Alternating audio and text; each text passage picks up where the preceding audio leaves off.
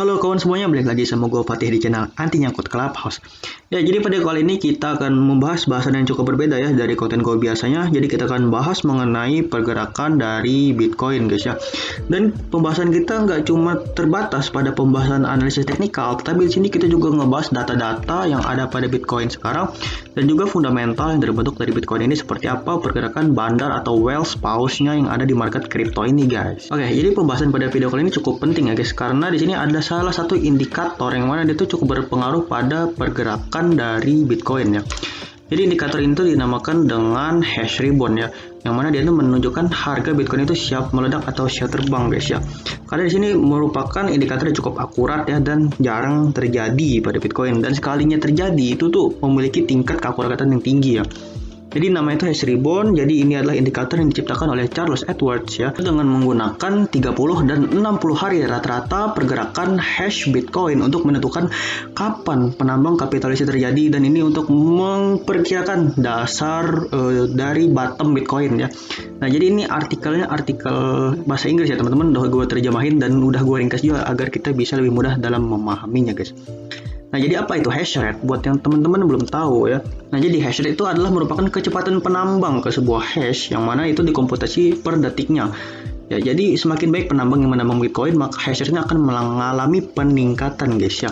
Nah, jadi itu pengertian dasar dari hash rate. Dari sini data yang kita dapatkan dari hash rate Bitcoin ini pada tanggal 14 Mei sampai tanggal 2 Juli itu mengalami penurunan yang cukup signifikan di sini guys ya, dari 179 hash rate per detik menjadi 84,3 hash rate per detik, yang mana itu telah turun sebesar 53% guys ya, yang mana itu diakibatkan oleh serangan dari Cina kemarin guys ya, atau ngefoot dari Cina kemarin, yang mana dia tuh melarang penambangan Bitcoin sehingga penambangan Bitcoin ini menjadi melambat sehingga mengakibatkan hash rate-nya pun juga menurun. Nah, terus untuk pendapatan dari penambang ini juga menurun guys. Jadi dari 67,5 juta dolar menjadi 19,8 juta dolar per awal Juli ini. Nah, tetapi di sini bisa kalian lihat langsung di grafiknya ya. Dari daily revenue atau pendapatan dari penambang ini sudah kembali meningkat, dan ini menandakan bahwa penambang Bitcoin mulai kembali beroperasi secara normal ya. Jadi ini menandakan bahwa tingkat hash rate perlahan akan kembali mencapai titik tertingginya guys ya. Oke, jadi langsung aja kita buktikan ke dalam analisa teknikal di sini seberapa efektif sih dari analisa hash ribbon ini.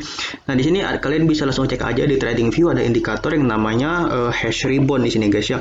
Kalian bisa lihat di sini ada sinyal buy atau sinyal beli di sini guys. Itu tercatat pada tanggal 9 Agustus kemarin ya, ketika hash rate Bitcoin ini sudah mulai naik lagi dan sudah crossing dari garis hijau di sini guys. Nah, garis hijau di sini artinya adalah hash rate dalam 30 hari, dan hash rate dalam garis hitam di sini adalah hash rate dalam 60 hari guys. Nah, di sini kalau sejarahnya di sini ya, ketika dia sudah memberikan sinyal buy, maka dari harga Bitcoin itu akan naik guys ya. Di sini kalian lihat, ini yang gue lingkarin, ketika sinyal buy-nya keluar, harga langsung meroket gitu. Kemudian di sini. Nah, kemudian di sini ada juga sinyal hash rate lagi guys, sinyal buy. Ya, ketika sinyal buy ini keluar, maka dari harga Bitcoin itu langsung naik lagi di sini ya, secara perlahan tentunya di sini. Nah, di sini sinyal buy keluar, dia naik lagi juga. Nah, kemudian sebelumnya lihat lagi ketika sinyal buy keluar lagi yang pada terakhir ini, dia juga naik lagi guys ya, walaupun di sini ada penurunan karena awal corona kemarin ya, pada tanggal 13 Maret tahun 2020 kemarin.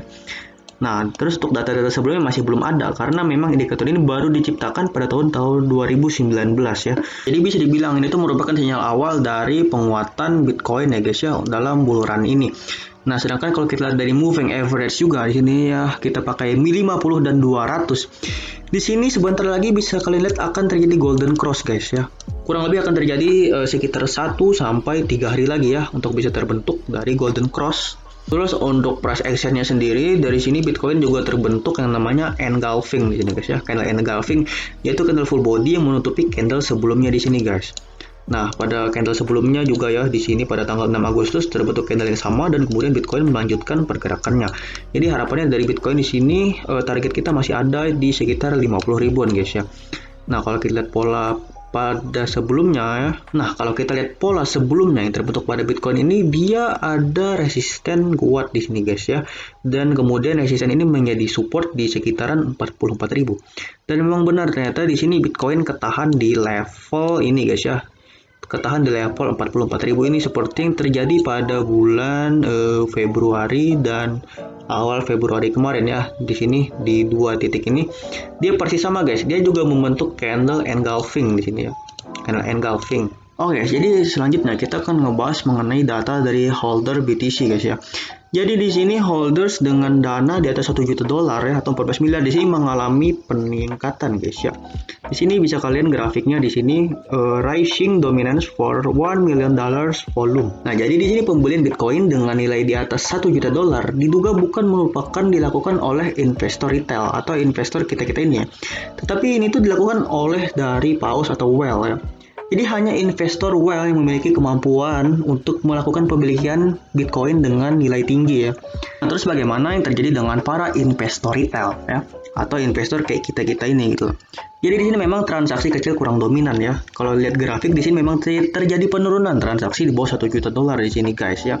Yang berwarna merah, oranye, kuning ini ya, dia tuh selalu menurun gitu grafiknya dari tahun ke tahun. Nah, sedangkan yang grafik hijau di sini atau di atas 1 juta dolar cenderung stabil dan bahkan meningkat dalam beberapa waktu terakhir ini ya.